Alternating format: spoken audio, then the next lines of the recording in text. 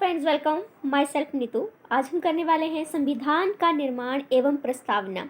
इस टॉपिक से संबंधित हम पूरे 25 क्वेश्चन हैं जिनको यहाँ पर हम जो है कवर करेंगे। ये सेकंड पार्ट है इस वीडियो का। इसका जो फर्स्ट पार्ट है जिसमें मैंने 1 से लेकर 25 तक जो प्रश्न हैं उनको हैंडल करवाया है, तो आप इस वीडियो को सर्च कर सकते हैं। थंबनेल से आपको पता चल जाएगा क्योंकि मैंने थंबनेल पर नंबर 1, नंबर 2 इस तरह से जो है मेंशन किया हुआ है। ठीक है, तो चलिए हम जो है पहले क्वेश्चन की ओर बढ़ते हैं। इस वीडियो का पहला क्वेश्चन हमारे सामने आता है कि भारत के लिए संविधान सभा का विचार सर्वप्रथम किसने प्रस्तुत किया था।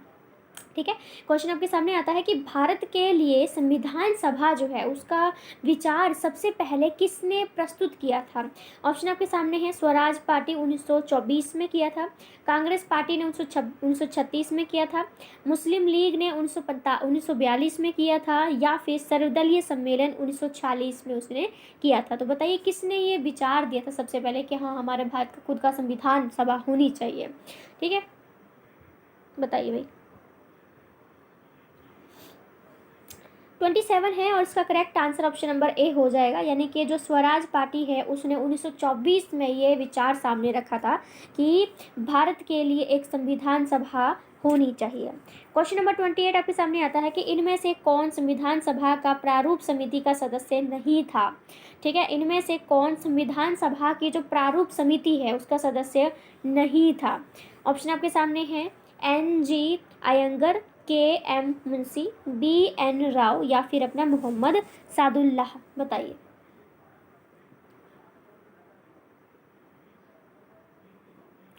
क्वेश्चन नंबर 28 है और इसका करेक्ट आंसर हो जाएगा ऑप्शन नंबर सी। यानी कि जो BN राव हैं ये संविधान सभा की जो प्रारूप समिति है उसके सदस्य नहीं थे। क्वेश्चन नंबर 29 आपके सामने आता है कि भारत की संविधान सभा किसके अनुसार गठित की गई थी। ठीक है, भारत की संविधान सभा किसके अनुसार गठित की गई थी। ऑप्शन आपके सामने है। साइमन आयोग का प्रस्ताव, या फिर क्रिप्स मिशन ने, माउंट बेटन योजना ने किया था, या फिर कैबिनेट मिशन योजना के द्वारा ये किया गया था। बताइए भारत की संविधान सभा किसके द्वारा गठित की गई थी। क्वेश्चन नंबर 29 है और इसका correct answer option number D हो जाएगा। यानी कि कैबिनेट मिशन योजना जो है इसके द्वारा संविधान सभा गठित की गई थी। ओके, ठीक है। क्वेश्चन नंबर 30 आपके सामने आता है कि वर्ष 1936 में भारतीय राष्ट्रीय कांग्रेस द्वारा संविधान सभा के गठन की मांग किस अधिवेशन में रखी गई थी। वर्ष 1936 में भारतीय राष्ट्रीय कांग्रेस के द्वारा संविधान सभा के गठन की मांग किस अधिवेशन में रखी गई थी। ऑप्शन आपके सामने है। कानपुर अधिवेशन में, मुंबई अधिवेशन में, फैजपुर अधिवेशन में, या फिर लाहौर अधिवेशन में। बताइए।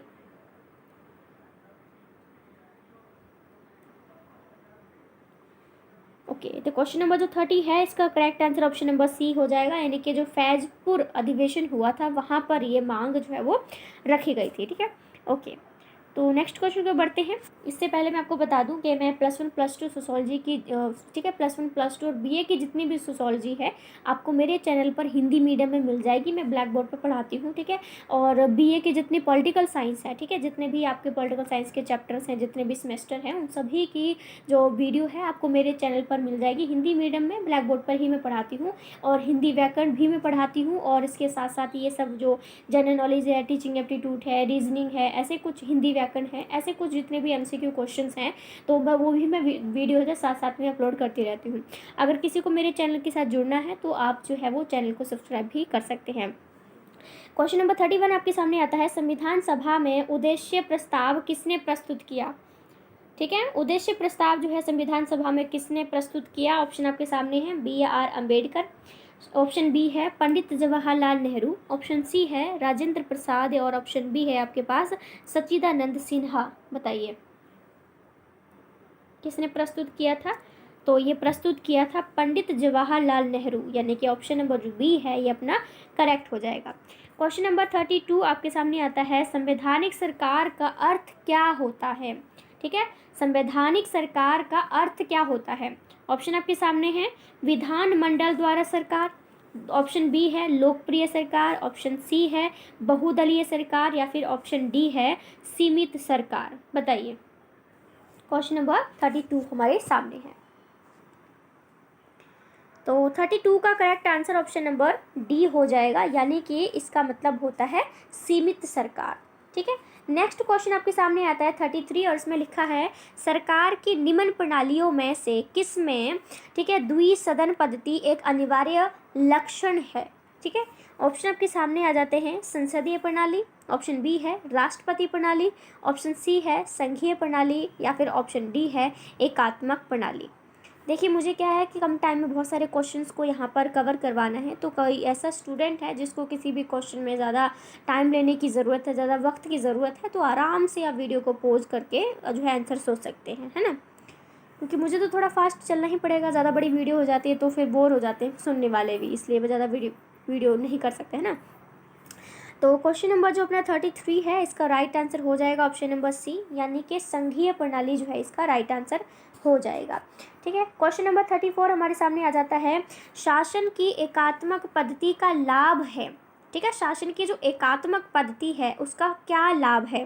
ऑप्शन आपके सामने है अधिक अनुशासनशीलता होती है, ऑप्शन बी है दृढ़ राज्य, ऑप्शन सी जनता द्वारा अधिक सहभागिता, या ऑप्शन डी सत्तावाद की कम संभावनाएं।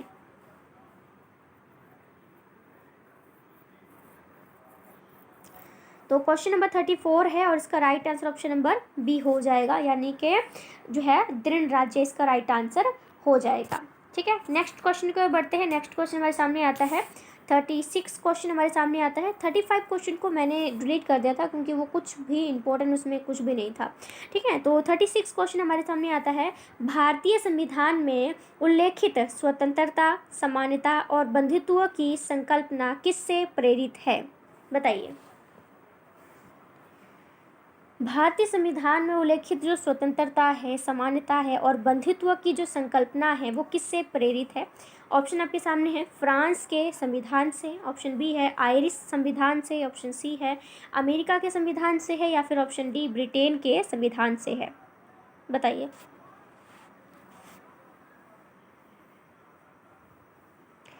तो क्वेश्चन नंबर जो 36 है अपना, इसका right answer option number A हो जाएगा, यानी कि फ्रांस के संविधान से हमने ये चीज़ ली है। क्योंकि आपको ये अच्छे से पता है कि हमारा जो भारत का संविधान बना है वो अलग अलग देशों से कुछ ना कुछ चीज़ें उठाई गई हैं, तब जाके अपना संविधान बना है। क्योंकि अपने संविधान को बनाने के लिए ज़्यादा टाइम अपने पास था नहीं। ठीक है, बड़े मुश्किल से तो हमको ये एक क्या बोलते हैं आपको जो है वो एक मौका मिला था हमारे भारतीयों को कि वो खुद का संविधान बना सकते हैं। तो उन्होंने जो है वो अलग अलग देशों से जो भी चीज़ें उन्हें अच्छी लगी उन्होंने उठा के फिर संविधान को बनाया है। ठीक है, तो नेक्स्ट क्वेश्चन आपके सामने आता है 37 और इसमें लिखा हुआ है, ठीक है, ऑप्शन नंबर जो डी है वो उपरोक्त सभी है, तो ऑप्शन नंबर हम जो है वो 3 तक रहते हैं। तो 37 आपके सामने क्वेश्चन आता है कि संविधान निर्माताओं ने कौन सा लक्षण अमेरिका के संविधान से ग्रहण किया है। ठीक है, ये क्वेश्चन आपके सामने आता है कि संविधान निर्माताओं ने कौन सा लक्षण अमेरिका के संविधान से ग्रहण किया है। ऑप्शन आपके सामने है न्यायिक पुनर्विलोकन, ऑप्शन बी है मौलिक अधिकार, ऑप्शन सी है सर्वोच्च न्यायालय के न्यायाधीशों को पद से हटाने की विधि, या फिर अपना ऑप्शन नंबर डी उपरोक्त सभी आ जाता है। बताइए भाई, क्वेश्चन को दोबारा से पढ़िए आराम से अगर मेरा ना समझ में आया हो तो 37 का करेक्ट आंसर हो जाएगा ऑप्शन नंबर डी हो जाएगा। ठीक है, यानी कि इसका right answer option number D हो जाएगा। ये जो तीनों की तीनों चीज़ें दी गई हैं ये बिल्कुल करेक्ट है। ऑप्शन ओके, क्वेश्चन आपके सामने नेक्स्ट आता है 38 क्वेश्चन आपके सामने आता है कि भारत में सरकार की संसदीय प्रणाली कहाँ से ग्रहण की गई है। ठीक है, कॉन्स्टिट्यूशन में आपसे इसी तरह से क्वेश्चन पूछे जाएंगे कि हमारा भारतीय संविधान में कौन कौन सी चीज़ किस देश से ली गई है। ठीक है, किसने संविधान को बनाया, कब बनकर तैयार किया, कब अपना झंडा बना, उसको किसने तैयार किया, ये काफ़ी सारी चीज़ें जो है हमारी पूछी जाती हैं। ठीक है, तो क्वेश्चन नंबर 38 आ जाता है और इसमें लिखा है कि भारत में जो संसदीय प्रणाली की सरकार है ना वो कहाँ से ली गई है। ऑप्शन आपके सामने है अमेरिकी संविधान से है, रूसी संविधान से है, या फिर ब्रिटिश संविधान से है, या फिर अपना स्विट्जरलैंड के संविधान से है। बताइए किसके संविधान से लिया गया है ये। 38 का करेक्ट आंसर हो जाएगा अपना ऑप्शन नंबर जो है वो सी हो जाएगा, यानी कि ये जो हम लोग करते हैं ना, ये जो संसदीय प्रणाली की सरकार है ये ब्रिटिश संविधान से ली गई है। क्वेश्चन नंबर 39 आपके सामने आ जाता है कि लिखित संविधान का प्रारंभ किस देश से हुआ था। कि लिखित संविधान होना चाहिए, तो इसकी शुरुआत कहाँ से हुई थी, किस देश से हुई थी, ये क्वेश्चन आपसे पूछा गया है। ऑप्शन आपके सामने है, जापान था या भारत था, ब्रिटेन था या फिर अपना अमेरिका था, बताइए।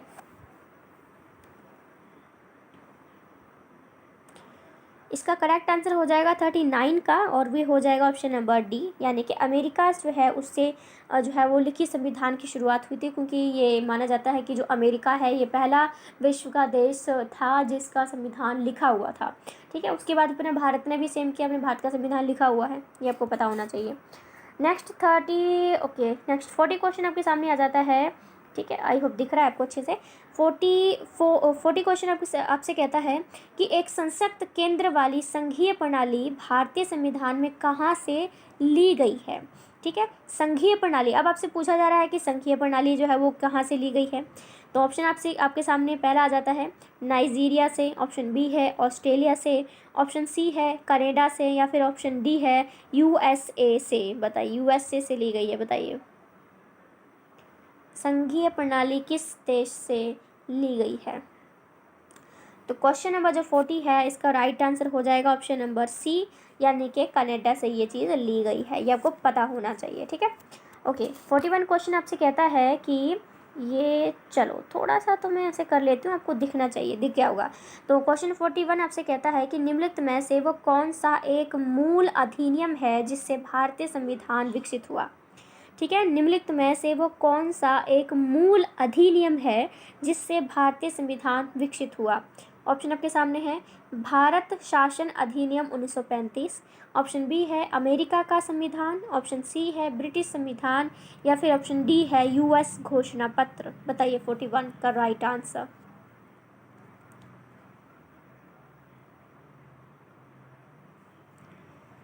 तो 41 क्वेश्चन है और इसका करेक्ट आंसर हो जाएगा हमारे पास ऑप्शन नंबर ए हो जाएगा, यानी कि भारत शासन अधिनियम 1935। ठीक है, इससे रिलेटेड ये अधिनियम ना इतना इंपॉर्टेंट है कि इस अधिनियम से रिलेटेड बहुत सारे क्वेश्चन पूछे जाते हैं। एक बार इसको जो है सर्च मारना और यूट्यूब पे कोई वीडियो या फिर गूगल पे इसके बारे में थोड़ा सा पढ़ लेना, क्योंकि इससे रिलेटेड को बहुत सारे क्वेश्चन पूछे जाते हैं। ठीक है, आपको पता होना चाहिए।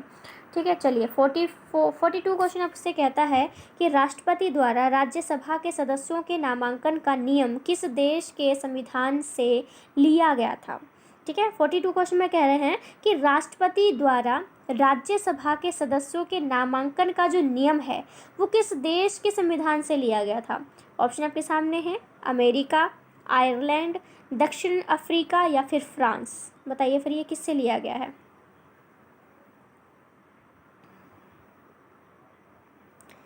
42 का right answer option number B हो जाएगा, ये जो है इसकी हमने आयरलैंड से लिया है। 43 क्वेश्चन आपके सामने आ जाता है, थोड़ा सा बड़ा क्वेश्चन है और मुझे लगता है कि अब आपको अच्छे से दिख रहा होगा। तो 43 आपसे क्वेश्चन कहता है कि भारत के संविधान के बारे में निम्नलिखित कथनों में से कौन सा एक सही है। 4 ऑप्शन आपको दिए गए हैं और आपसे पूछा है कि भारत के संविधान से संबंधित है एक स्टेटमेंट, ठीक है, जो कि सही है। तो पहला ऑप्शन कहता है कि इसे दिसंबर 1940 से दिसंबर 1939, ठीक है, सॉरी दिसंबर 1949 के बीच तैयार किया गया था। ऑप्शन बी आपसे कह रहा है कि संविधान के प्रारूपों पर जनसभाओं में चर्चाएं हुई थी। ऑप्शन सी कह रहा है कि विश्व में संविधान का एक संक्षिप्त प्रलेख है। और ऑप्शन डी जो है आपसे कह रहा है, थोड़ा सा देखना पड़ेगा, ऑप्शन डी आपसे कह रहा है कि दिसंबर 1949 में प्रारूप पूरा होने के तुरंत बाद यह पूरी तरह से प्रवर्तित हो चुका था। बताइए भी इसमें से कौन सी स्टेटमेंट जो कि भारतीय संविधान से संबंधित है और सही है। 43 का करेक्ट आंसर हो जाएगा ऑप्शन नंबर ए, यानी कि इसे 1946 से 1939 के बीच में जो भारतीय संविधान है उसको बनाकर तैयार कर लिया गया था। नेक्स्ट क्वेश्चन आपके सामने आता है, 44 क्वेश्चन आता है। थोड़ा सा पहले क्वेश्चन को पढ़ें और उसके बाद में बाकी 2 ऑप्शन को बताऊंगी। क्वेश्चन 44 आपके सामने आता है, संविधान सभा के किस सदस्य ने यह समाधान प्रस्तावित किया कि भारत का राष्ट्रीय ध्वज समान अनुपात में केसरी, सफ़ेद और गहरे हरे रंग का क्षैतिज तिरंगा हो, जिसमें बीच में गहरे नीले रंग का एक चक्र हो। तो ये बात किसने कही। ऑप्शन आपके सामने हैं जवाहरलाल नेहरू, BR अम्बेडकर, राजेंद्र प्रसाद या फिर सरदार वल्लभ भाई पटेल। हमारे झंडे के बारे में बोला है कि हमारे जो झंडा है उसका समान अनुपात होना चाहिए, केसरी, सफ़ेद और गहरे रंग, हरे रंग का क्षैतिज होना चाहिए और बीच में नीले रंग की जो है वो चक्र होना चाहिए। ये बात किसने कही, आपसे पूछा जा रहा है। 44 का राइट आंसर हो जाएगा ऑप्शन नंबर सी, यानी कि राजेंद्र प्रसाद जो थे उन्होंने ऐसा कहा था। क्वेश्चन 45 आपके सामने आ जाता है, ठीक है, ओके, दिख रहा होगा। तो 45 क्वेश्चन आपसे कहता है कि भारत के संविधान के निर्माण में संविधान सभा की मदद करने वाले 2 लोक सेवक निम्नलिखित में से कौन थे। इनके नाम भी आपसे पूछे जाते हैं कि हमारे भारत का संविधान बन रहा था तो संविधान सभा की मदद करने वाले 2 लोक सेवक थे, तो वो कौन थे। ऑप्शन में आप देख सकते हैं, आप इनको पढ़िए और फिर आंसर दीजिए।